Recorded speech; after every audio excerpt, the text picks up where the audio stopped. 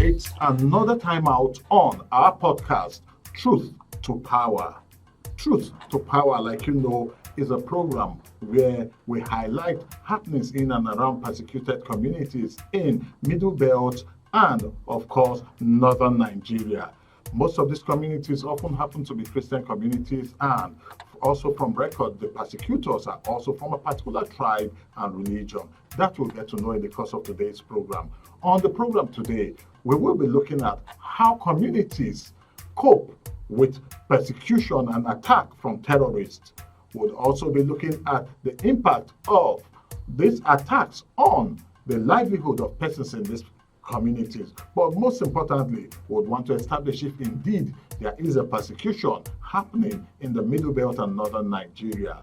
And to do that for us today is a gentleman. He is one man that I respect so much because he is a mentor to so many. He is a veteran journalist and a publisher. Of course, he is also a gentleman of the gospel. He's an evangelist in the person of Evangelist Mordecai Sunday Ibrahim, the publisher of New Impression magazine and the Prevailing Truth magazine. Evangelist, you are welcome to Truth to Power. My pleasure. All right. Pleasure. Welcome, viewers. All right. To start the ball rolling, we need to even establish in the first place if there is an ongoing persecution in Nigeria. Is there a persecution in Nigeria, if I may ask you? Yes, I will talk from the fact that there is certainly persecution in Nigeria. What kind of persecution? Religious persecution. What kind of religious persecution? Persecution against Christians and Christianity. Of course, to some of us, it is not surprising. It is not surprising because even the Bible says we should anticipate persecution. Jesus himself in Matthew chapter 10 verse 22 says, "And you will be hated by all for my name's sake. But he who endures to the end will be saved." You will be hated. Once you bear the name of Christ, you are going to be hated. Unfortunately, you will be hated both by some who profess Christianity and you'll be hated by those who don't profess Christianity. But the most important thing is that you're going to be persecuted. Of course, persecution is hatred. It's because they hate you, that's why they will persecute you. And then with time, of course, we're going to go into the ingredients or what are those things that constitute persecution. You've heard it, there's an ongoing persecution against people of faith, not just faith, Christians in Nigeria. And I did not also tell you that Evangelist Mordecai is from Southern Kaduna. And from all the news and information we've had in the past months on Truth to Power, we know that Southern Kaduna is also in the eye of the storm. It's so the southern part of Kaduna is where we have minority groups who most often than not are Christians and are always in the eyes of the storm. And you are from Southern Kaduna, and from the news information that we get that there is ongoing persecution in southern part of Kaduna, and the fact that so many things have happened in that part of Kaduna State and Nigeria. I would like you to just give me a general overview and summary of the nature of persecution happening in southern Kaduna, the form and how the people there are coping with this persecution, because life indeed must go on. In southern Kaduna, we have academic persecution, we have economic persecution, we suffer political persecution, we suffer infrastructural persecution. I've taken 4. By virtue of just being minority Christian groups. By virtue of being minority Christian groups. Southern Kaduna is predominantly Christian populated or dominated area. We are over 3 million people in Southern Kaduna, and I can tell you without a shadow of doubt that over 96% of that figure I gave you are Christians, with maybe 3 to 5% that are Muslims. It's difficult to find atheists in Southern Kaduna. Majority are either Christians or Muslims. Now, Southern Kaduna will suffer, like I said, academic persecution. How do I mean by academic persecution? If you come to Kaduna State today, there are over 30 or about, I don't want to exaggerate, but there are about 30 federal institutions in Kaduna State today. There is ABU, there is aviation, there's leather research, there's automobile, there's Institute of transport technology, there is Federal College of Education, there is NDA, there is AFIT, just name them.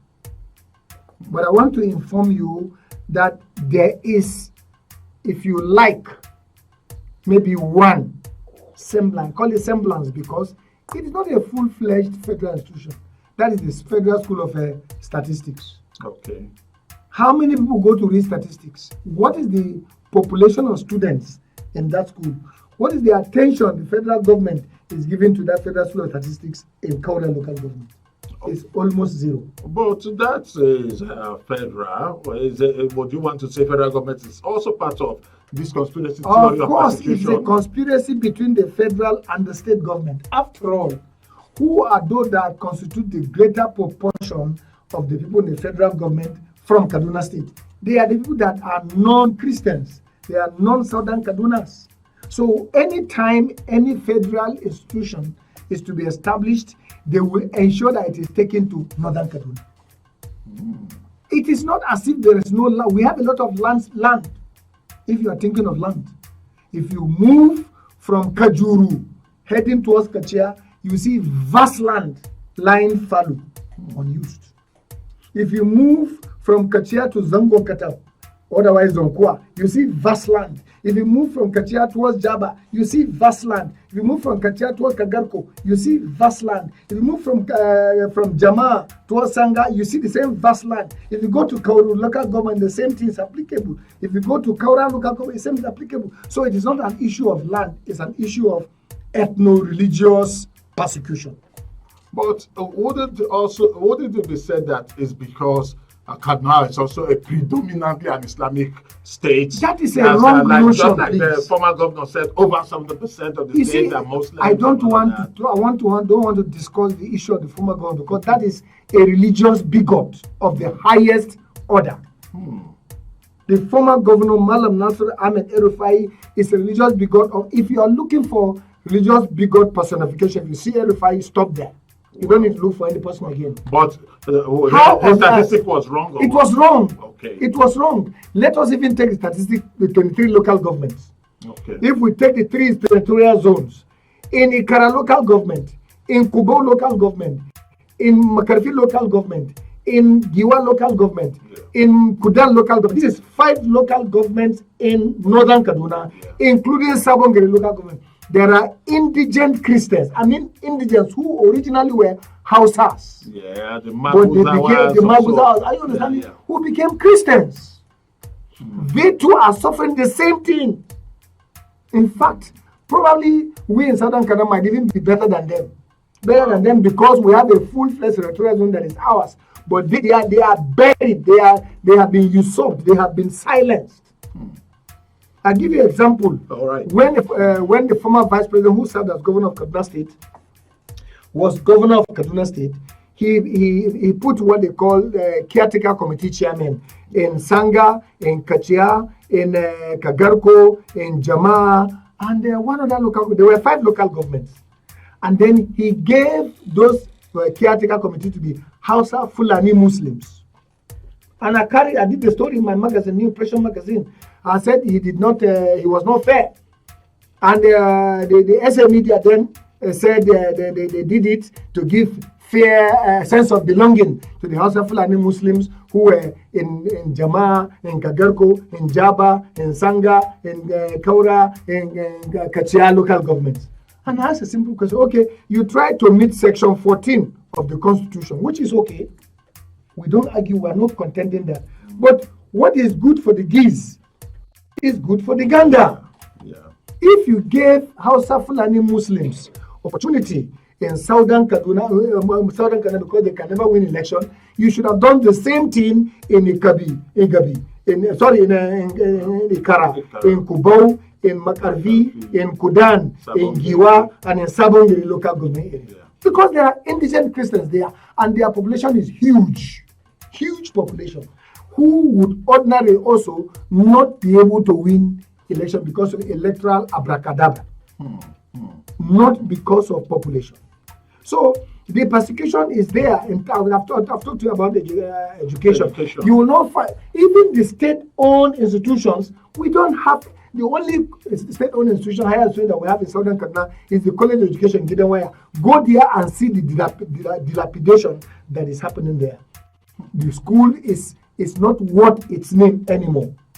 Even though that school has produced almost all the teachers, indigent teachers, who had the previous schooling there from Kaduna State.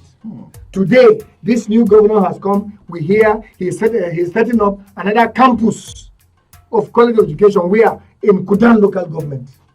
When you are not funding the College of Education in Gidanwaya, what is the meaning of that? Is that not persecution? Is that not deprivation? Is that not marginalization? So this is what we see in terms of academic. If you talk about economic empowerment, that is where we are worst hit. From 1999 to date, I make bold to say that no Southern Kaduna son or daughter got a contract of 50 million naira from Kaduna State government. There is none. I challenge former Governor Mohammed McAfee. I challenge former Governor, Architect Mohammed Namadi Sambo. I challenge Ramalan Yero. Yeah. I challenge Erufai, and I challenge the President Ubasani. 5 of them to come and tell me who is that Southern Kaduna person that was given a 50 million naira contract to execute from beginning to end and was paid. There's none. There's none. There's none. Wow. The highest the Southern Kaduna man can get, if he's very lucky and highly connected and subservient, I'm choosing my words. Yeah. If he's lucky, highly connected and subservient, he may get 30 million naira contract. And that 30 million naira contract will be split, if you like, into 3 sometimes. Or they might give him the whole bulk, and he will spend 4 years pursuing payment, 5 years pursuing payment. He will not get payment. That's another aspect of it. When former Governor Ahmed Mumakafi was in office as president of Southern Kaduna Youth Vanguard, I led my ESCO. We had an interview with him. McAfee, I'm talking on television. McAfee told us that he is not going to empower us economically because we already have educational advantage. So if he empowers us economically, we are going to chase them out of the state. That's their mentality. That's the mentality of every average Hausa Fulani Muslim in Northern Kaduna State. I'm saying this without any fear of a contradiction.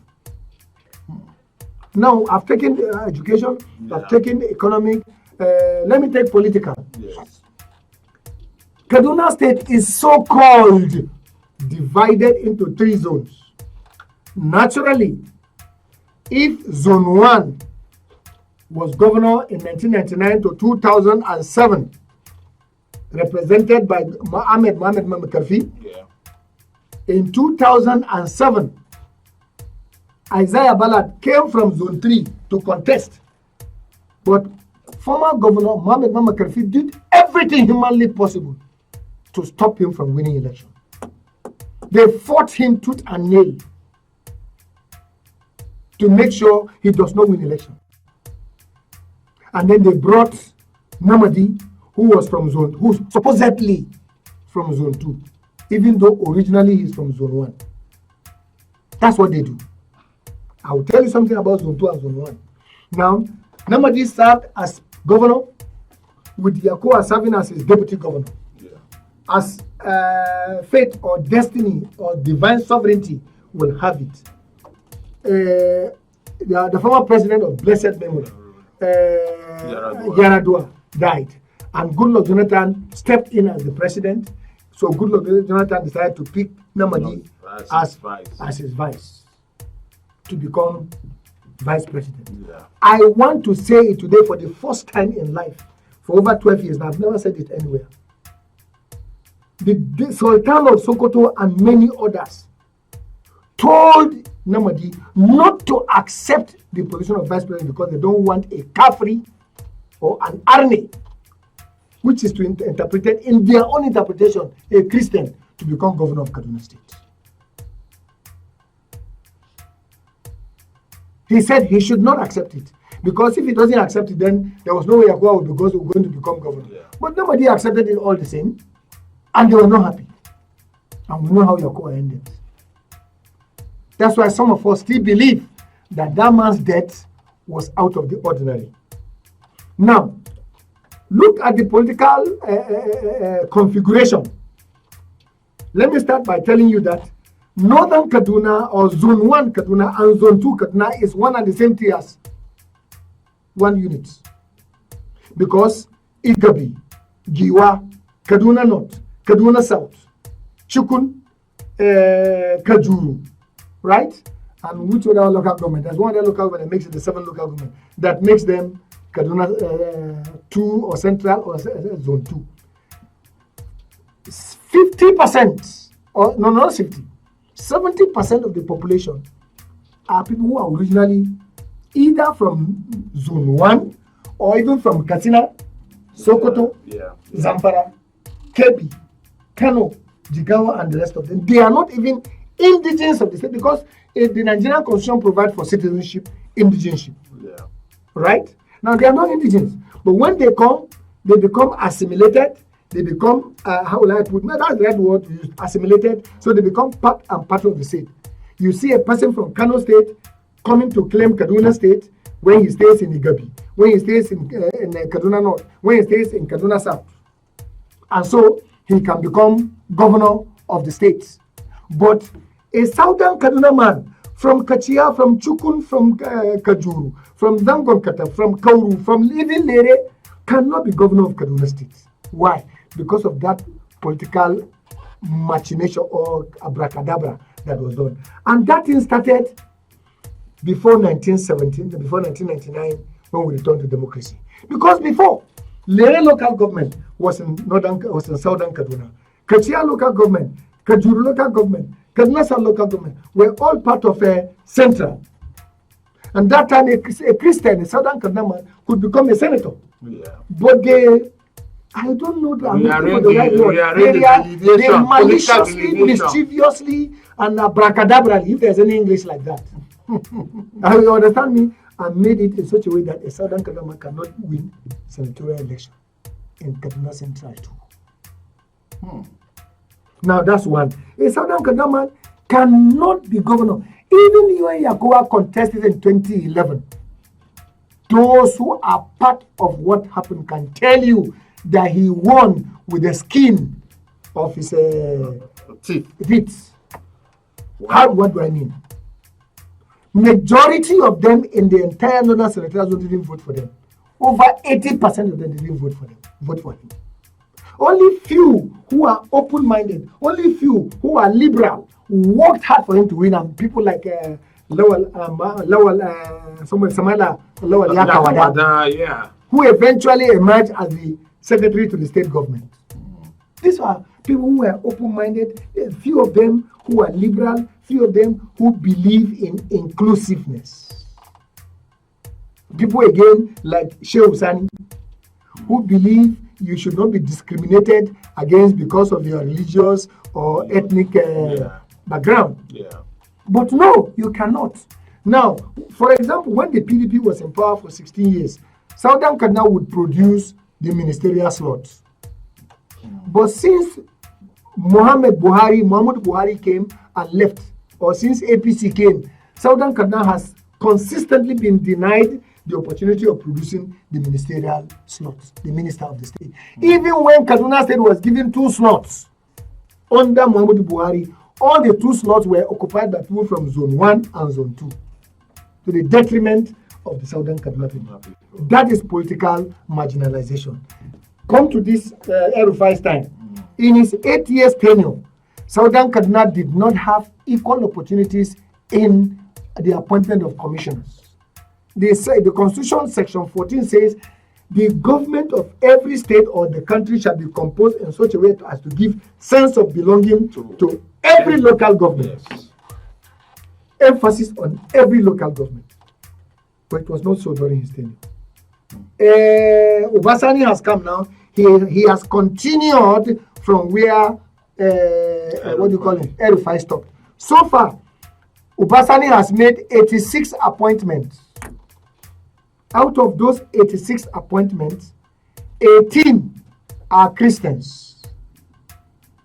Out of those 18, about 5 or 6 are not from Southern Kaduna. They are even non-indigenous. They are Igbos and Yorubas and whatever. There are some local governments in Southern Kaduna that are all represented in the State Executive Council. And yet allocations will come in the name of the 23 local government, in the name of the entire state, and you don't have somebody representing you in the State Council. So the budget will be shared and you don't see anything. Well, before we go on with the program, just to let you know that this program is Truth to Power, and Truth to Power is proudly supported by Truth Nigeria. Truth Nigeria is a website where you get the latest details of information in Nigeria, and of course, the very popular security alert that has always been on point comes from Truth Nigeria. So we encourage you to go to www.truthnigeria.com, where you get all of these latest details. And even this program is also been embedded and broadcast on Truth Nigeria. Coming back to the studio and our guest on the program today, because we are trying to confirm that indeed there is a persecution of minority groups in some parts of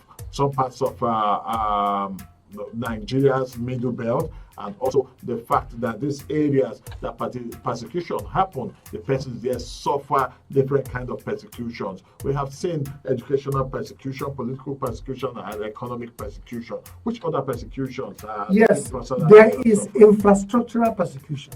All right. If you go to every area dominated by Christians or Southern Kaduna people, we don't have roads, we don't have water, we don't have other basic necessities of life. Let me start from Kaduna town. Yeah. If you go to Agbon Serki, you go to Agbon Dosa, you go to Tudunwada, you go to Badiko, you go to Kurmi Mashi, you go to where again? Agbon Shanu, just name them. These are for the benefit of those that are not Nigerians and don't understand the delineation and distribution. When we use local government, we are talking about precincts. And when we use that, like these areas you just mentioned, as suburbs in the various precincts in these areas in Kaduna State. Please. Now, in these precincts and suburbs, you will find that most of their roads are tied nylon. Even where there are no human beings, goats are more on the road. But if you come to the Southern Kaduna, the area from across the bridge, suburb. If you go to, let me give you another example, Barnawa here, you will find that wherever there are concentration of Muslims, they construct the roads for them. But go up a bit to those low-cost areas, you will find that these are places where Christians are living. They will not construct roads for them. They will not give them water. They will not give them electricity. They will not give them all the basic necessities of life. If you go to Kakuri, if you go to Boningora, if you go to Sabontesha, if you go to Narai, if you go to Trikania, if you go to television, I can keep naming. You will find that we don't have roads in the entire area, no roads. No roads. Why? Just sheer malice, sheer wickedness, sheer persecution. They don't like us, so they will not give us anything that will make life, comfortable. You understand? Even when Yagoa was governor, he approved the contract of constructing the Goningora Karatudu Road and paid 25% mobilization. That road was not constructed. When Erufai came, he revoked the contract and it was not done. Up to 25% mobilization. Yes, he revoked the contract, and we never heard that the contractor was asked to refund the money. Wow. He was not asked to refund the money. But of course, the contractor is one of them. So these are the kind of things we suffer. Let me touch an area. Yes, please. The military. I'm an ex-serviceman. I served in the Nigerian army, so I know what I'm talking about. We also have that persecution. If you are not a Muslim, if you are not a Hausa Fulani Muslim, forget it about good appointments, forget it about steady promotion. I'm not talking of rapid now. I'm talking about steady promotion. Statutory. And if you are not lucky, if you are not even lucky, you'll be retired prematurely. That's what some of us suffered. Wow. You will do all the courses. You will train some people. There is somebody whom I trained, whom we went for commissioning board together with in 1983. What did they tell me? They said I am from an educationally advantaged area. So they put my name on reserve list. Wow.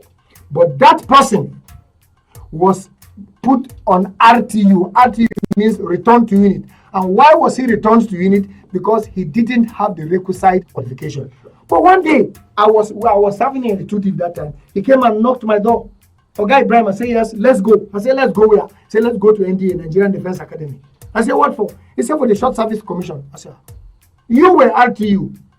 I was put on reserve list. How come you are telling me let's go? He said, Nigeria belongs to us. I will never forget that statement. 1983 to date. That's 40 years ago. Yeah. I will never forget that statement. The guy retired as a brigadier general. He was commissioned. He retired as a brigadier general. That is one of the persecutions we see. See, let me tell you, if you see what our people are passing through, and unfortunately before now, they don't join the army. Very few of them do. One of my uncles, who was the first army officer in southern Kaduna and the second in the entire old Kaduna state, comprising of Katsina and Kaduna state, late Lieutenant Colonel J.N.J. Sonto. He was next only to late General Hassan Usman Katsina. But when he was shortlisted for commissioning, I have the interview. I have it. I interviewed him. I published it. He said it openly that as a cadet, instead of him to be sent to the Defense Academy for training, he was posted to unit. Have you ever heard where a cadet is posted to a unit to go and serve? He was posted to the unit so as to pave way for the generals, Wushishi. They were his juniors, but they eventually became his senior. And he was eventually retired. He was retired as a lieutenant colonel. If I tell the story of the present Pope Bong, the traditional ruler of the Gong ethnic group, part of the major tribal ethnic group in Southern Kaduna. Yeah. He was retired as a lieutenant colonel, retired and given 48 hours to pack out of the barracks. Why? Because he's a Christian. Look, I can go on and on and on to tell you the kind of persecution we are suffering in Southern Kaduna. If you come to civil service, that's where we are worst hit. When the former governor came, he retired. Let me put in totality, both Christians and Muslims, he retired over 25 or 30,000 civil servants. Of that 25 or 30,000, 80% of them were from Southern Kaduna. And most of them he retired them without paying them their gratuity. He retired them without paying them pension. Many of them have even died without pension and gratuity. So I can go on and on listing the kind of persecution we're suffering in Southern Kaduna.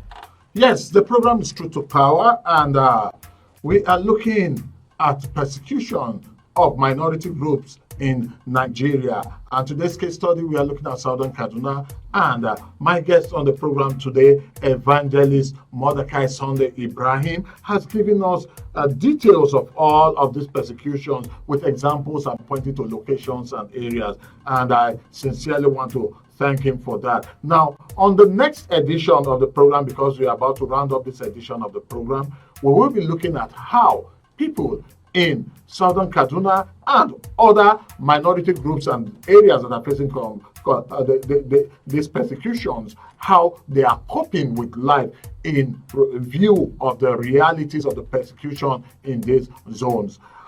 Evangelist, I want to thank you so very much for having time to be on the program Truth to Power. Hoping that next time you will give us the opportunity. Always, anytime. All right. Anytime, service of the Lord.